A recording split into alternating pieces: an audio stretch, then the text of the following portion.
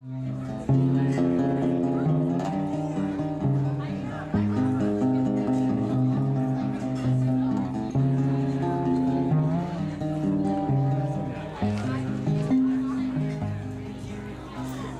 yourself and hope you die with soulful state of mind.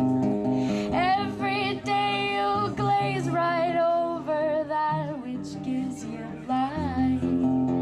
That should give you life. Seasons change and so do babies right before our eyes. No need for religion, baby, I can see the sky. I have seen the sky.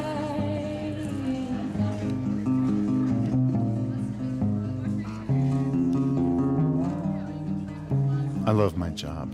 I really do. I give people rides on my pedicab. Most of the time they want to go to the clubs, restaurants, and hotels of downtown Austin. No matter where they want to go, I take them. Short rides, long rides, uphill, downhill, big people, little people, crazy people, drunks, no matter what. I don't care. I just keep going.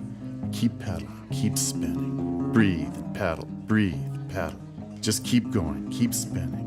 Then, at the end of the night, I've made some money, I've exercised, and I've had a lot of fun. And the drunks, the fights, and the overt sexuality, they can be quite amusing. Give me one story. Man, they're inappropriate. I think I took 4 girls from Kenichi to 6th Street. The second I sort of mount my bike, I feel a hand under my grundle, if you will. And it wasn't just a slap or a pat on the ass. There was cuppage and insertion, and it was pretty vile. And I get off the cab and I just like look really sternly at them and sort of look them down and say inappropriate. And I get back on and take them to where they want to go, and they give me $3. 4 bitches. I pick up this guy with his girlfriend, he's drunk, and from Brazos 6, they want to go to their parking garage on 4th. You know, I'm pedaling standing up, and then I feel the hand, right there. I feel it. She's digging in, like I feel the finger in my. Oh, she give me a little poke. And I didn't know what to do. I didn't want to sit down because I didn't want to hurt her. Break her hand sitting down, so I had to ride the whole way standing up with that finger like right there on the entryway. The boyfriend doesn't do anything about it. There's these 3 midget chicks in my cab, and they want to go to like the gay area and whatnot. One of them tried to give me a reach around on the way there. Well, her hand was too small, her arm was too small, let's put it that way, and her reach wasn't as prominent as she wanted. She ended up falling out of my cab to try to give me a reach around. And She fell out of your cab. The midget fell out of your cab. Trying to give a reach around. The lesbian midget fell out of your cab trying to give you a reach around. Yep, and I still have not had 2 lesbian 69 in my cab yet. I gave this girl, and well, she picked me on, like, she was like with her boyfriend or something. She picked me on, she's like, I want her. I gave him a ride, and they like tipped me a reasonable amount, and then she was like, all right. With like a real nonchalant boob grab, like she was giving me like a high five, just like a boob grab. And off. Just grabbed you, huh? Just came up and was like, all right, right on the boob. I was once sprayed with breast milk. She's pulled her breast out and she squirts from like 2 feet away. She just sprays my face. Yeah. How was it? Oh, I was just kind of shocked. I didn't taste anything. It's kind of sprayed all over my face. I felt it. And she says, did you taste it? And I no. And she sprays me again. Just like squirts me in the face. Just hits me. Yeah, some of them are more, not eggs because they you're going to immediately go to the sex end of it, but just stuff that I would prefer my grandma not hearing about in case this documentary makes it real big. I got paid to suck on a girl's nipple. I got a $50 bill, like that. She starts telling me, you know, starts talking nasty to me as I'm driving her, and I'm like, oh, okay, this is kind of going where I kind of expected it would go. I dropped off at her house. She's like, are you going to come in? I go, sorry, baby. I don't fuck Republicans. As we go up, she tells me that I look a lot like her husband from behind. So we went on. I took her to her place at the Omni. She was staying at the Omni, and she asked me to come inside. So I had to say no. Although, why did you say no, Chief? Well, I do like older women, you know, and she was physically fit and everything, but I just, you know, her tip was kind of low, mainly. You know, if she tipped me more, who knows? You know, so. Last year, had a guy piss out of my cab going down the alley. What was that like? I didn't really care. He was laughing all the time as long as he tipped me big and didn't piss on my upholstery, so. I hate when that happens. What happens in the cab stays in the cab. As long as we can get the stains out. Nice ass. Oh, thank you. Thank you for that compliment. Your little Cassie has ass.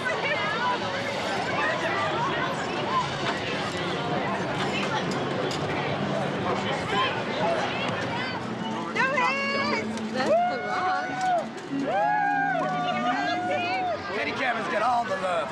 Woo! But it's nice. I mean, you can ride the pedicabs. You can those be things. out on the bikes. Don't get in those things. Those things are dangerous. What? They're great. I love them. No. For people around the country, these are like folks who went and bought old bicycles and just like hammered a milk crate on them, and now they're driving people up and down the streets. Oh, it's like a rickshaw. I love it.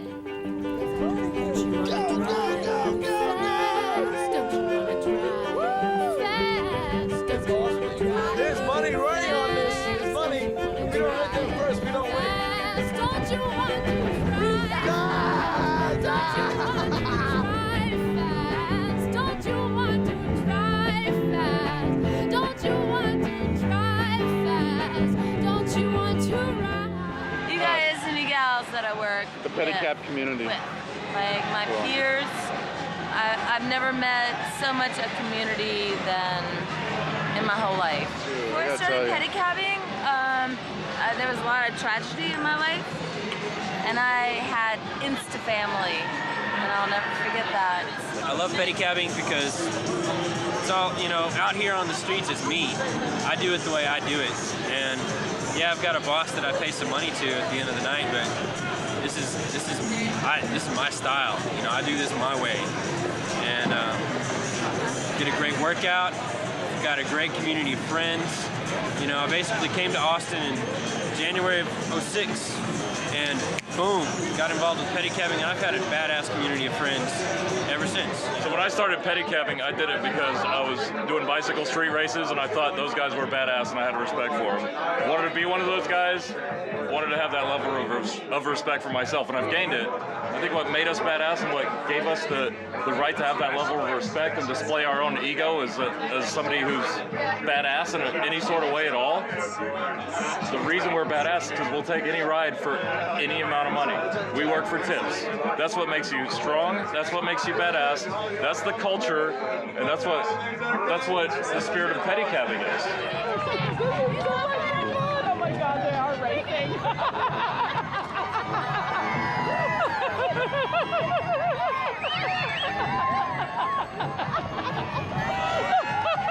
Oh, my skirt just flew off.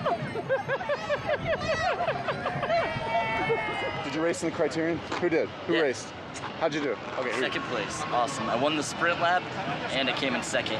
That close to coming in first. It sucked, dude. I almost beat the guy that I wanted to beat. There's like this 15-year-old girl keeps beating me like over and over. I fucking smoked her the other day. It was awesome. 15-year-old girl. Dude, I know. She's a badass though. She's so hardcore. And I'm just kind of chilling there, and Lance Armstrong comes up to me, and he wants a ride. He wants a pedicab ride. He starts getting into my cab. He's got like 5 or 6 people in his entourage. And then one of the people in the entourage says, hey, well, maybe Lance should be riding the bike. And I'm like, well, shit, this guy knows a thing or two about riding a bike. Didn't bother me. So Lance gets into my bike. He's got like 5 people in the cab, and this other pedicabber guy named Alex gets the rest of the people into his cab, and they start racing over to the ranch, which is about, I don't know, 8 blocks away. So there's no room for me in my cab, so I end up just chasing after Lance, who's driving my cab, riding my bike with like 5 people in there, and I'm pushing his ass uphill because between you and me, Lance can't take the hills. So yeah, I got to push Lance uphill with like 5 people in the cab while my buddy Alex kicked his ass at a pedicab race. Alex, is that how it happened? Blow by blow? So. Yeah. Okay, John was pushing those guys. John was pushing them up Lavaca Street. From Puerto Lavaca. Lance Armstrong, the world champion. Yeah. It's a 7-time Tour de France. That Lance Armstrong. I'm going to the Hilton. It's around 8 o'clock. It's still daylight outside. I'm going to the Hilton to use the bathroom. It's the only place worthy of downtown using the bathroom. And right outside in the front, toupee kind of halfway on, pretty funny, but Burt Reynolds flags me down. Comes up to me, he's like, "Hey Chief, let's go to Star Bar. You know where that's at?" It's like,